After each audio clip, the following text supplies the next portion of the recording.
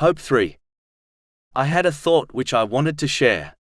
I was pondering over a common thing many people do, namely, placing hope in people. The problem with this attitude is that as people are not angels, they are bound to make mistakes and fall short of people's expectations and hopes. In addition, as times change and each person progresses along their own path, which is separate from the path of all others, it will cause them to become preoccupied with their own things, such as their responsibilities.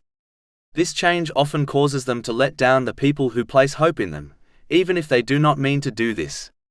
Hoping in people who are not perfect will generally lead to disappointment.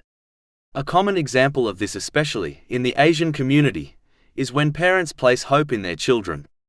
They hope that their children will choose the path in life they advise them to, and hope their children will make taking care of their parents their ultimate priority. Even though children should definitely take care of their parents, as this is their duty, parents should not place their hope in them, as this can often result in disappointment. People should instead fulfill their duties to Allah, the Exalted, and towards people as Allah, the Exalted, has commanded, and then place hope in Allah, the Exalted. A Muslim should never forget that the source of all help is Allah, the Exalted, and the creation are only a means. The source can still help them even without the means they have in mind if he so chooses. But the means by themselves cannot help without the source.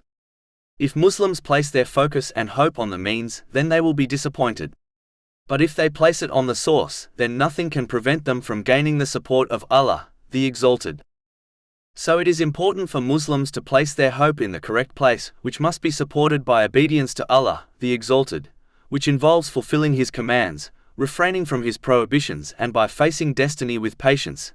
Then they will find the peace of mind and satisfaction they desire in both worlds.